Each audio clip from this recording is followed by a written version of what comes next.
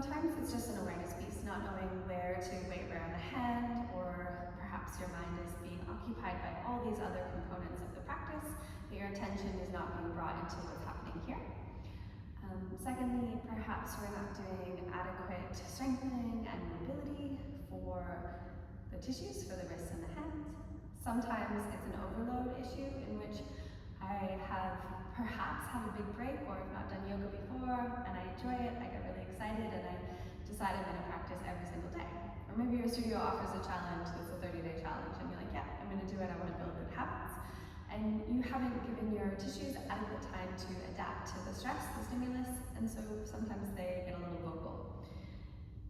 So that's one thing. And then lastly, sometimes your shoulders are not supporting your torso, the weight of your torso, well enough, and then that force transmission is not really happening down or up or down the chain. So how your shoulders are functioning in those shapes like plank or a 4-point meal, whatever it might be, are also impacting. So I'm going to do a little wrist warm up, some mobility, some strength, some soft tissue release, look at how we weight bear in the hands, and then perhaps look at what's going on in the shoulders. So if you grab a massage ball, a firmer ball would be better for the hands and the forearms. Small could be nice as well. And then I'm just going to start to roll around. So for now, I'm just rolling the entire palm, and usually around the heel of the hand and the pinky edge and the thumb side is usually a little bit more dense tissue. So you can explore that. And then you could anchor the middle finger and then just kind of trace that sort of smiley face of the hand and just side to side. And that could feel really nice. And then you can just do like a really kind of quick pressure, or quick and light pressure across the whole hand. And then you can take a moment and we'll go to the other side. So you might even just kind of notice, oh wow, maybe it feels different from side to side. So just roll around. About a minute here is adequate. This is going to help to perhaps create a little more space in the hands to work with. Sometimes it can really assist with that neural connectivity. So if there's an area that we kind of struggle to connect to, or movements don't really make sense, this can be really helpful as well. So we'll just kind of have a little play around in those dense spots, noticing any little textures. Anchor that middle finger and then have that little dance from side to side. Okay.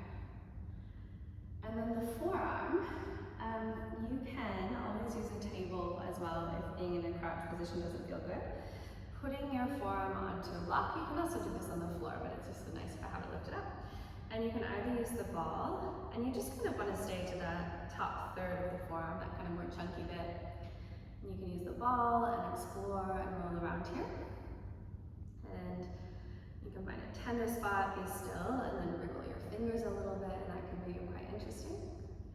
You can also use your elbow, which my elbow is quite pointy, but that can be quite a nice sensation if that feels like a sweet spot for you. You're not looking for insane pain, but you are looking for something a little more uncomfortable. So just kind of see how that feels. And usually kind of right around this little bit, there's some interesting sensation for me anyways. You can do palm up as well. I don't find that this side is as notable for me, but just kind of have a little play around and see what's going on. I have limited wrist extension, so this back side of the forearm is usually pretty tight, and no, that doesn't make sense. This side would be more tight. Anyways, who knows? Second side. So I'm going to start to explore. I quite like the elbow for this forearm release, but you can do either. You can do absolutely either. And you might find if you're someone who sits at a computer or uses a mouse or just anything that you're doing with your hands a lot, this is pretty sensory. So just depending on your day-to-day life, this will be really good.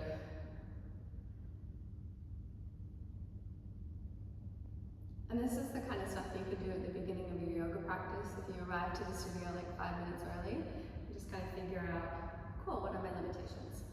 So, then from there, and just have a little interlace and just kind of roll it out and see how that feels. You can just kind of take note each time you do something, what it offers. You're gonna spread your fingers wide and even, grip down through your fingertips, shift the shoulders above the wrist, and then big strong press of the floor away, spread the shoulder blades, and then big circular motion with your hands here. So you wanna avoid sinking into your upper back here, go the other direction. So instead of here kind of slouching around, we're just trying to get the shoulders to load even here. And then you can go fingertips out, heels of the hands in. If you're a little bit tighter, just bring the hands a bit wider. If it feels accessible, and just bring your hands a little closer.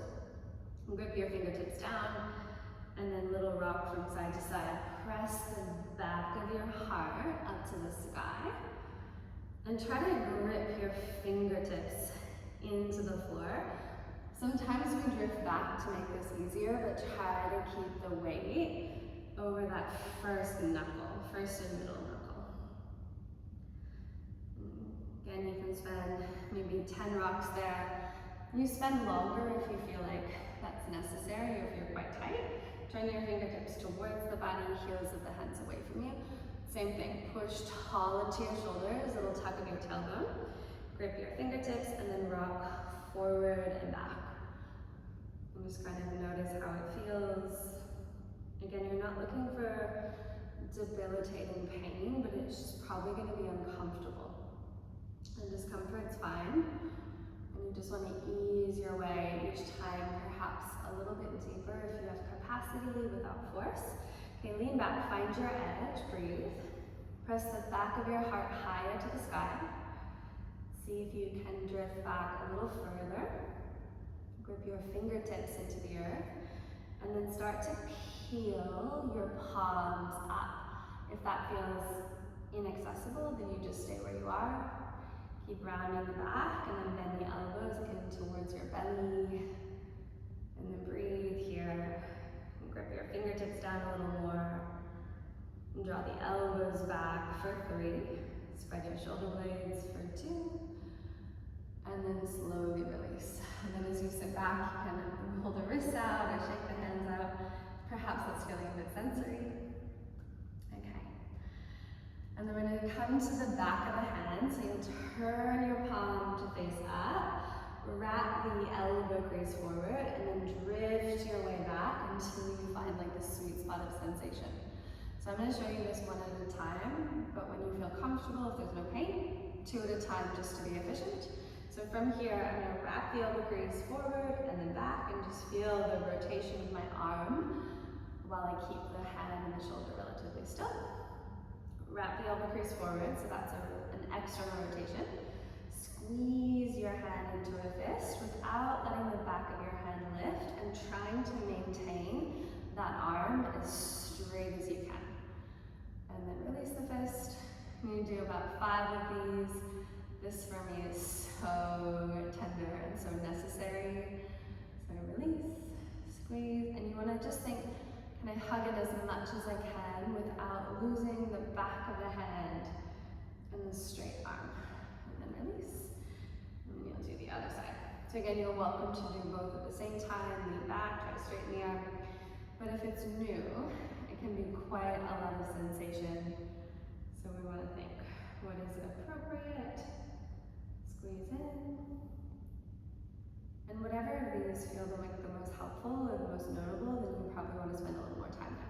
Okay, release that and then just give the hands a little shake. And then you'll take your hands, your fingertips wide, slide your hands into each other and try to get the tops of the fingers to connect.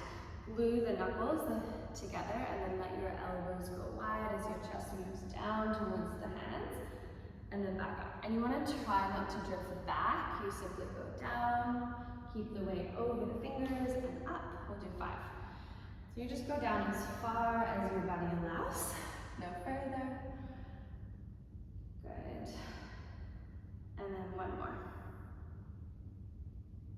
Nice. And then just give that a little wriggle. So that's going to be more of a stretch for the hand. So that can be really helpful. So next up, we're going to do our heel raises.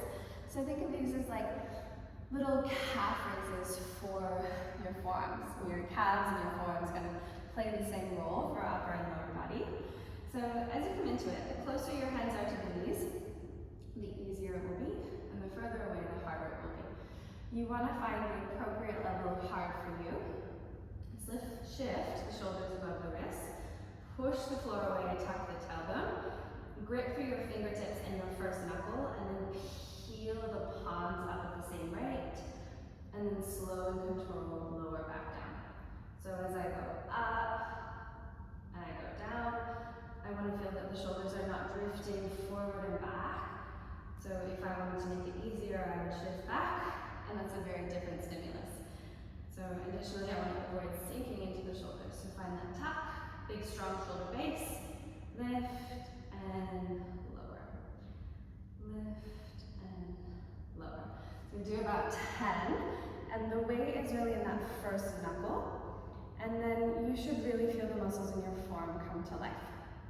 So I will do 3 sets of 10. We're gonna put that together so you can just keep going with a fin push-up. I was blanking on what it was called.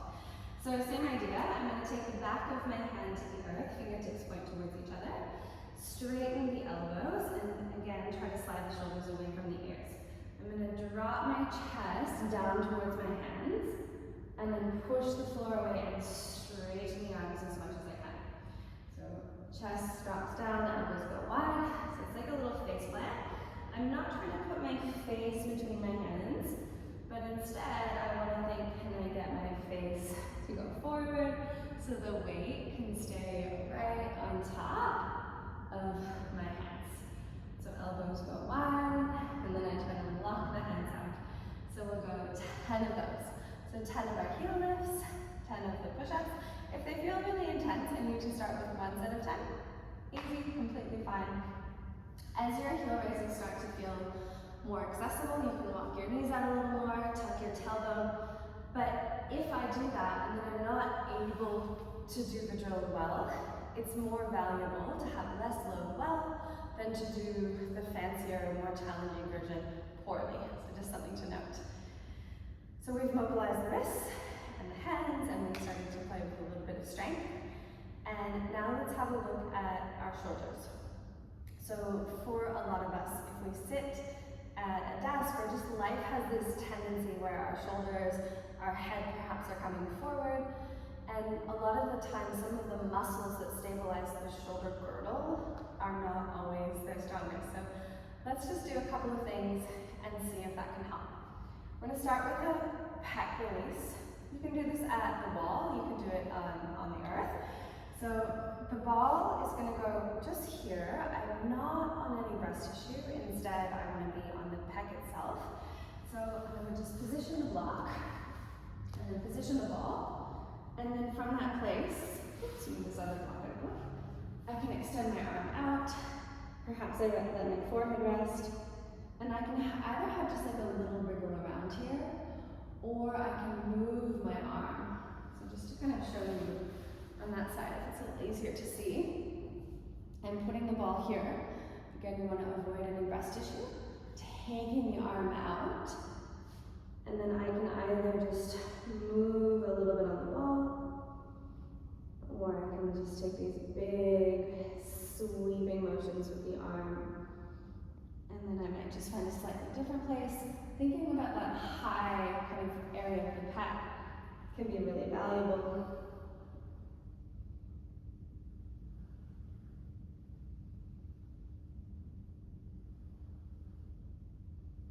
Perfect. Okay, and then once you're there, you can come on up. I'm going to work on some serrated slides. So take your block, and you'll put it between your forearms and turn the palms to face each other. So I want to find a position where my torso is nice and stacked. You can sit on your shins, you can sit on the floor, you can sit in a chair, whatever you like. And then I want to think about, can I organize my wrists to be above my elbows? And I want to spread the shoulder blades wide, like I'm moving the forearms on the block forward.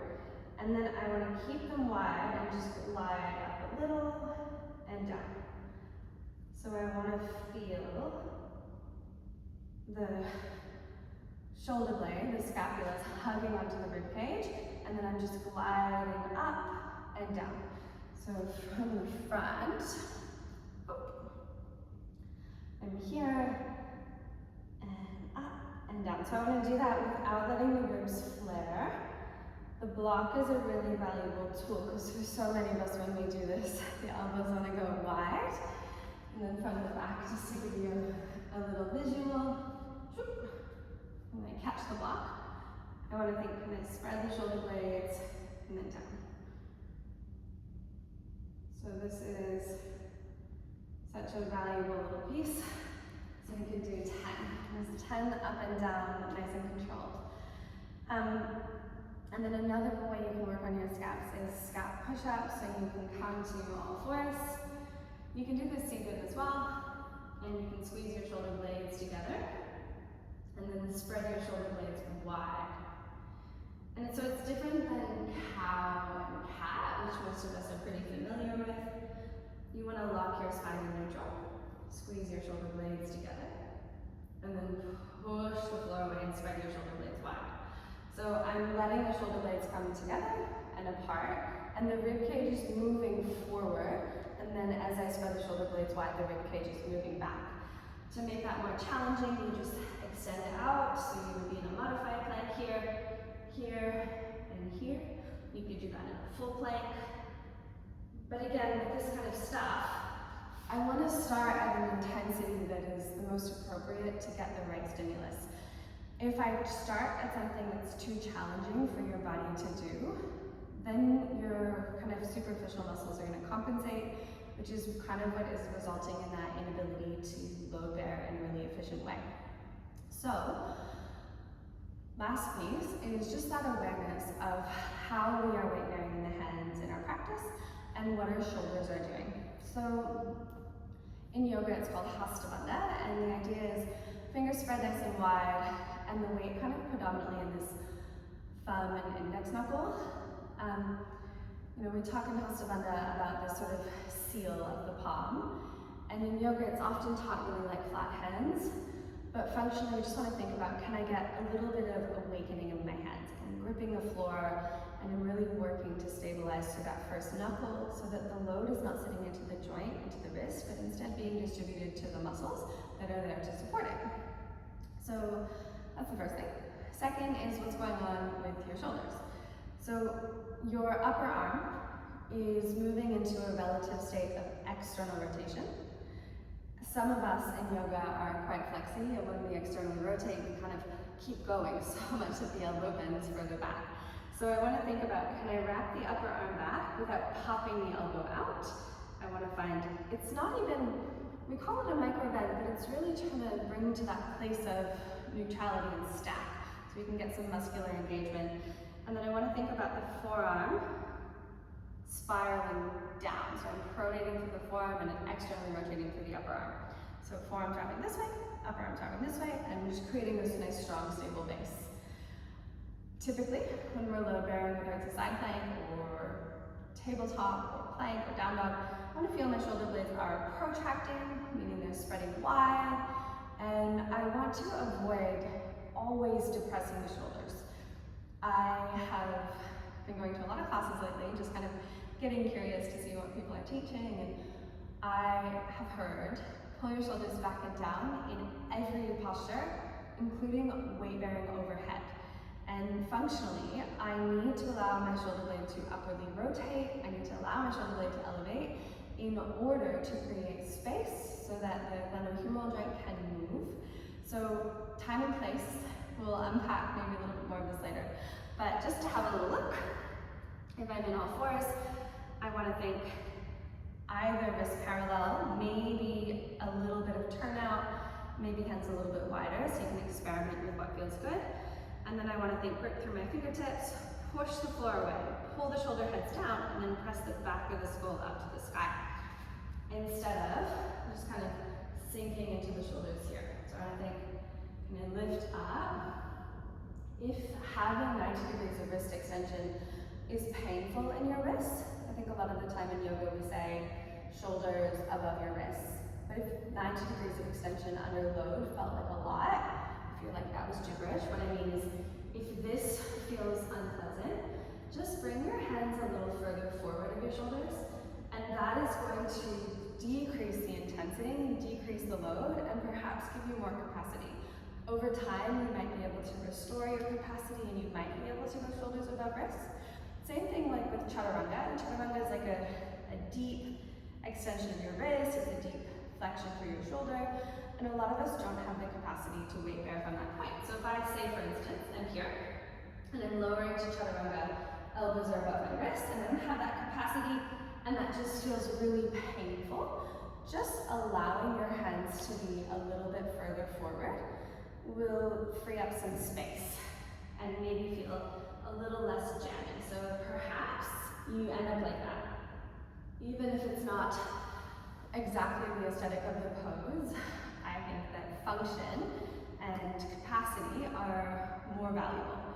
So yeah, if you have any questions, if any of that was unclear, shoot me a message.